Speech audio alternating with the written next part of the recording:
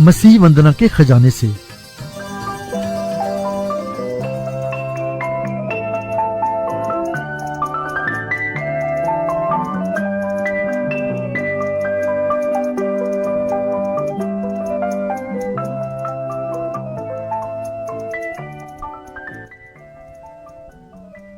बाल सभा के सभी सुनने वाले बच्चों को आपकी आंटी ऑलिव का नमस्कार। बच्चों, आज हम आपके लिए एक बहुत ही सुंदर सी कहानी लेकर आपकी सेवा में हाजिर हैं। आप तैयार हैं कहानी सुनने के लिए? तो शुरू करें कहानी। जी हाँ, आज की कहानी का शीर्षक है सुनहरी सुबह।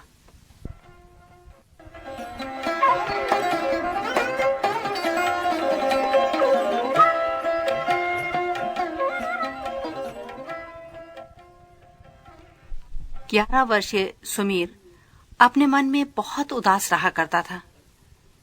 वो इस बड़े संसार में बिल्कुल अकेला था। हाँ, वो अनाथ था और साथ ही उसके बाएं गाल पर एक बहुत ही बड़ा काला दाग था। इस दाग से उसका पूरा गाल घिरा हुआ था। जब कभी भी वो और बच्चों को देखता, उनके प्यारे प्यारे चेहरों को देखा करता, एकदम उदास हो जाता था। उसका हाथ उसके गाल पर चला जाता था। वो अक्सर एकांत में किसी भी पेड़ के नीचे बैठ जाता और अपने जीवन के विषय में सोचा करता था। एक दिन वो इसी प्रकार एक बड़े से पेड़ के नीचे बैठा हुआ अपने विचारों में खोया हुआ था कि उसे कुछ शोर सुनाई दिया। कुछ धूल सी उड़ती कुछ लोगों की बड़ी भीड़ सी दिखाई दी। वो भौचक्का सा हो गया, अपनी जगह पर खड़ा हो गया और गौर से उस ओर देखने लगा। शोर बढ़ता जा रहा था, मानो ये लोग कोड़े मारते किसी को खींचते हुए ले जा रहे हैं। वो दौड़कर भीड़ के करीब गया। जैसे ही वो नजदीक पहुंचा, उसे बड़ी दर्द भरी आवाज सुनाई दी। हे औरत, तू मेरे लिए क्यों रोती है? तू अपने बच्चों की चिंता कर।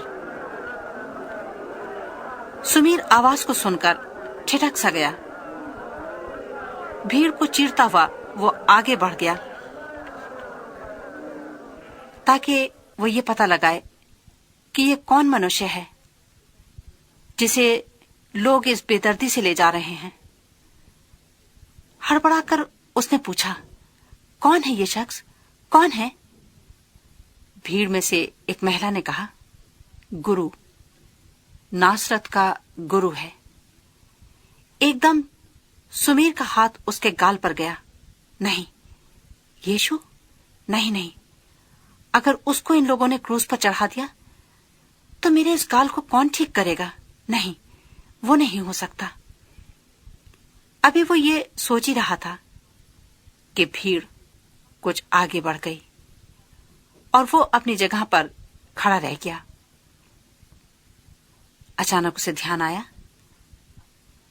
और वो वहां से अपने घर की ओर लौट पड़ा ताकि वो क्रूज पर चढ़ाए जाने वाले के लिए कुछ पानी ले जाए। जब वो रास्ते में था, किसी की आवाज उसे सुनाई दी। हड़बड़ाकर उसने इधर उधर देखा। दीवार के पीछे से एक मनुष्य ने आगे बढ़ते हुए कहा, बेटे, बेटे, मेरी सहायता करो, मेरी सहायता करो। सुमीर ने कहा, तुम कौन हो? कहीं तुम यीशु के विरोधी तो नहीं हो? हाँ बेटे, हाँ, उस मनुष्य ने कहा, मेरा नाम बरअब्बास है।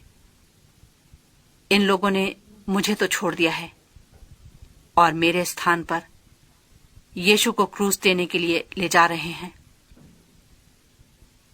ये सुनकर सुमीर बेचैन हो गया। बोला, तुम ठहरो, मैं क्रूस पर चढ़ाए जाने वाले के लिए पानी लेकर जा रहा हूं। अभी थोड़ी देर में लौट आऊंगा। उस मनुष्य ने कहा, ठीक है बेटे, ठीक, जब तक मैं यहीं छिपा रहता हूं, क्योंकि मुझे डर लग रहा है कहीं ये लोग मुझे दोबारा न पकड़ लें। सुमीर दौड़ता हुआ उस पहाड़ी पर गया जहां यीशु को ले जाया गया था, जिस पहाड़ी को गलगत्था कहते हैं। लोगों की भीड़ लगी हुई थी। वहां पर यीशु के कपड़े उतार दिए गए, उसके सर पर कांटों का ताज पहना दिया गया। उन नोकीले कांटों से उसके चेहरे पर लहू की धाराएं बह रही थीं। हाथों और पैरों में कीलें ठोक दी गई थीं, उनसे भी लहू बह रहा था। सुमीर के कानों में आवाज आई, मैं प्यासा हूं, पानी पानी। सुमीर दौड़कर आगे बढ़ गया ताकि उसको पानी दे, पर एक सिपाही ने उसे रोक दिया और बड़ी तंजिया हंसी हंसते हुए उसने बढ़कर एक भाला यीशु की पसली में मारा, जिससे लहू और पानी बह निकला। वहां खड़े सभी लोगों को बहुत दुख हुआ। यीशु की मां मरियम क्रूस के नीचे गिर पड़ी। सुमीर से भी ये दर्द भरा दृश्य देखा नहीं गया। वो रो पड़ा। अचानक चारों ओर अंधेरा छा गया। सारी धरती हिल गई। बिजली की कड़क और इसी आंधी तूफान के बीच एक बहुत ऊंची आवाज के साथ यीशु ने अपने प्राण दे दिए। सुमीर उसके पास गया, यीशु के पैरों को छूकर रो पड़ा और बोला, हे प्रभु, आज से मैं तुझे अपना जीवन देता हूं। मैं तुझे अपनाना चाहता हूं प्रभु। कुछ समय के बाद सर झुकाए सुमीर घर की ओर लौट रहा था। अपने मन में सोच रहा था, यीशु ने तो अपने प्राण त्याग दिए हैं। मैं उससे कह नहीं सका, अब क्या होगा? अब मेरे गाल का ये दाग कौन ठीक करेगा? फिर कुछ सोचकर बोला, कोई बात नहीं, उसने मेरे गाल को ठीक नहीं किया, कोई फर्क नहीं पड़ता। पर हां, इतना जरूर है कि उसने इस क्रूस पर कितना दुख उठाया है। अब वो उस दुख से मुक्त हो गया है। खामोश वो अपने घर में आ गया और जिसके साथ वो रहा करता था, यानी जिसने सुमीर को पाला था, उनके पास खामोश और उदास बैठ गया। इसके बाद सुमीर बराबर बहुत उदास रहने लगा और यूं 3 दिन बीत गए। तीसरे दिन जब सुमीर सोकर उठा, उसने एक अजीब सी शांति, एक अजीब सी खुशी का अनुभव किया। उसे ऐसा महसूस हुआ मानो चिड़ियां उड़ उड़कर ये खुशी का संदेश उसे सुना रही हों। वो जी उठा है, वो जी उठा है, वो जी उठा है। अपने पलंग पर वो उठकर बैठ गया, बाहर की ओर देखने लगा। बड़ा ही सुहाना मौसम था। ठंडी ठंडी शीतल वायु चल रही थी। सुमीर खिड़की से बाहर देख रहा था। उसने हाथ बढ़ाकर एक चिड़िया को पकड़ लिया। प्रेम से उसके ऊपर हाथ फेरते हुए कहने लगा, आज ये सारा संसार खुश क्यों है? इतना खुश क्यों है?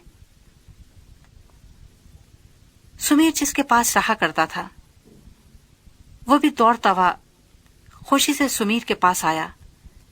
सुमीर को उसने गोद में ऊंचा उठा लिया और बोला, बेटे, आज बड़ी खुशी की खबर है। हाँ, यीशु जी उठा है, वो जी उठा है।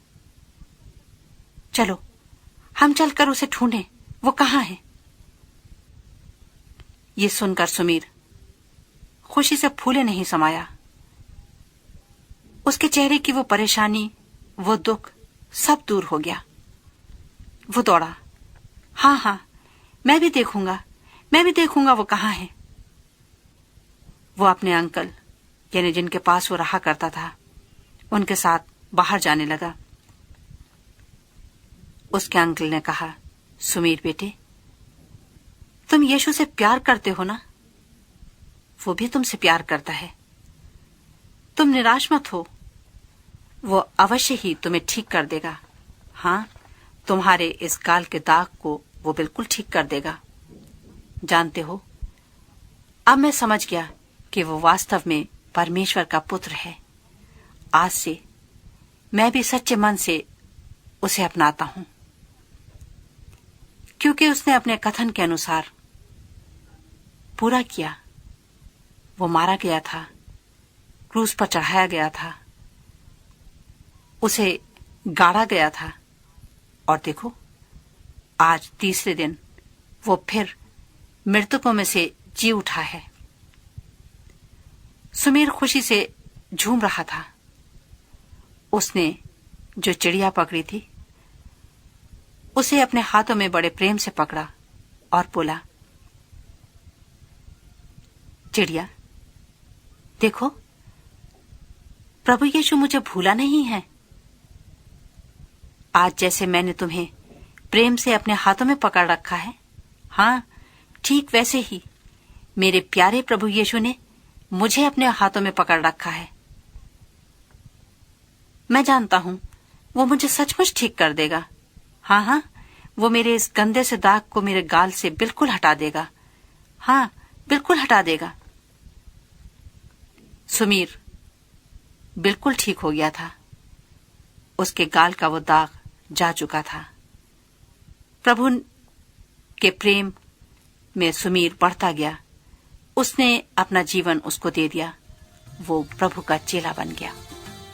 हमारी आशा है मसीह वंदना के खजाने से प्राप्त इस कार्यक्रम से आप आशीषित हुए हैं। अधिक जानकारी के लिए आप हमें व्हाट्सएप मैसेज कर सकते हैं। हमारा फोन नंबर है 9319473370। हमारा ईमेल है info@masihvandana.org। इस कार्यक्रम से प्राप्त आशीषों के विषय भी आप हमें बताएं।